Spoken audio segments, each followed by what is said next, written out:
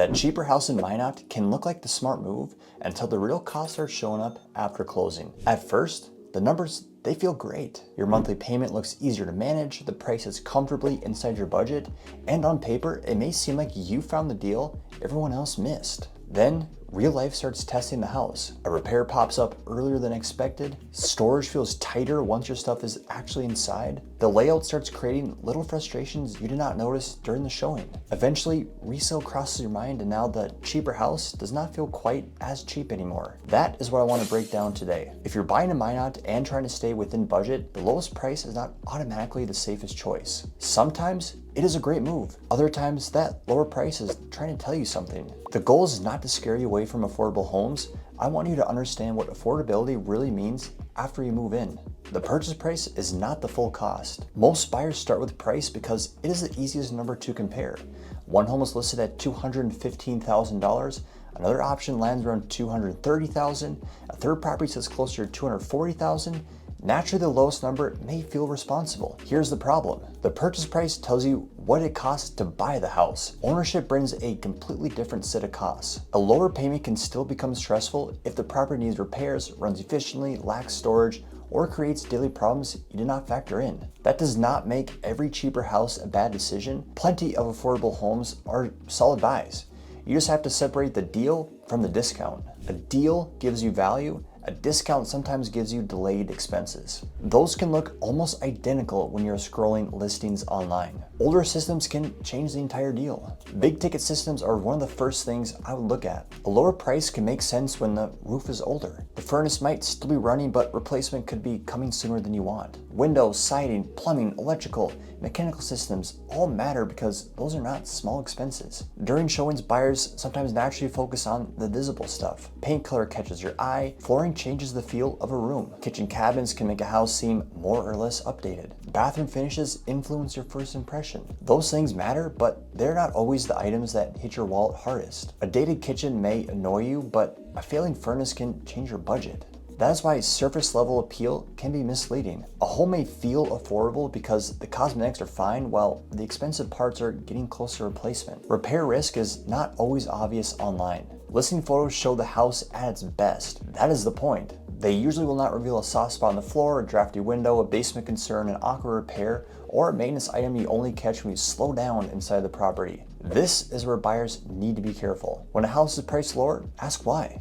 The reason might be harmless. Maybe the seller wants a quick sale. A smaller floor plan could explain the number. Location may be less in demand. Sometimes though, the price is reflecting work you will inherit. That is where a good inspection matters. You also need help understanding which issues are normal, which ones can be negotiated, and which ones deserves a serious pause. Not every repair should scare you. Some items are just part of owning a home. Trouble starts when you buy the property thinking it is affordable, then immediately discover your savings already have a job. Layout problems get old fast. A floor plan can seem fine during a quick showing. Maybe the bedrooms sit in an awkward arrangement. The entryway gets crowded as soon as people come inside. Laundry may be located in a spot that feels inconvenient after a few weeks, like the basement. A kitchen can look decent in photos, but function poorly once you cook in it. Parking may work on paper and still become annoying in real life. These are compromises buyers often accept because the price feels good. Daily life has a way of exposing those trade-offs. In Minot, function matters a lot. Your home needs to work for normal routines, busy schedules, pets, tools, gear, guests, storage, or whatever your life actually looks like. A cheaper house with the wrong layout can become frustrating faster than people expect. Paint is easy to change, flooring can be replaced. A bad layout is much harder to solve. Storage matters more after you move in. Storage is not the flashiest part of a showing. After closing, it becomes very real. Closets affect daily life. Garage space changes how the home functions. Basement storage can make the rest of the house feel less crowded. Pantry space, laundry areas, outdoor equipment, tools, seasonal items, and everyday overflow all need somewhere to go. A house with limited storage can feel smaller than the square footage suggests. That matters when you're comparing two homes with similar payments. If the cheaper option gives you less usable space, the savings may come with frustration attached. A low price loses some appeal when every room starts doing double duty. Location can carry a hidden cost.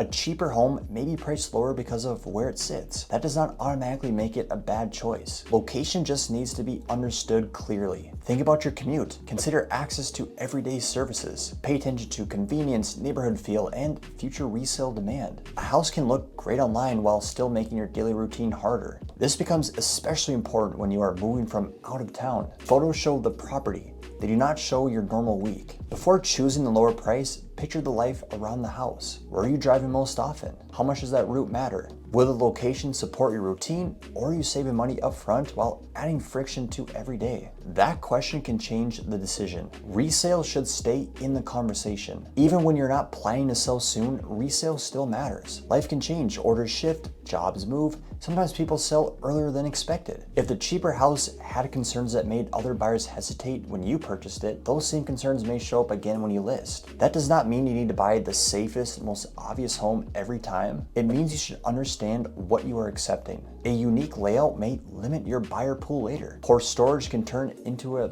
repeated objection. A tougher location might require sharper pricing when it's time to sell. Major maintenance concerns can follow the property from one transaction to the next. Buying with your exit in mind helps protect you.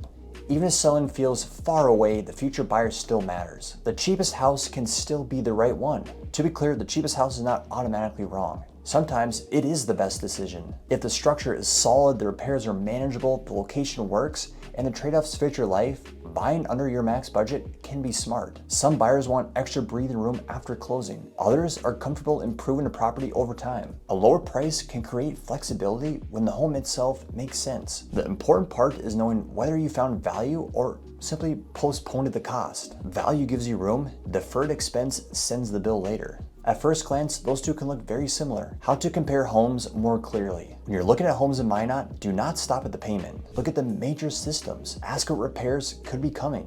Picture the layout in an ordinary weekday. Think through storage before your stuff is packed in boxes. Study the location beyond the map. Consider whether the house would be easy or difficult to resell. Then, ask the question that matters most. Are you actually saving money, or are you just moving the cost into the future? That is how you compare homes with more clarity. You are not buying a price. You are buying condition, function, location, maintenance history, and flexibility. The cheaper house in Minot is not always the wrong choice. It can actually be the smartest one. But before you assume you found a deal, you need to understand why the price is lower. A smaller payment can feel good at closing. Hidden costs usually show up later through repairs, utilities, layout problems, storage issues, location compromises, or resale challenges. Buying the most expensive home you can afford is not the answer either. The better goal is buying the home that makes sense long term. So when you compare properties, look beyond the list price. That number matters. It is not just the whole story. If you're buying a Minot and want to make a smart decision, I break down the local market, buyer mistakes, and what to look for so you can understand the real cost before you commit.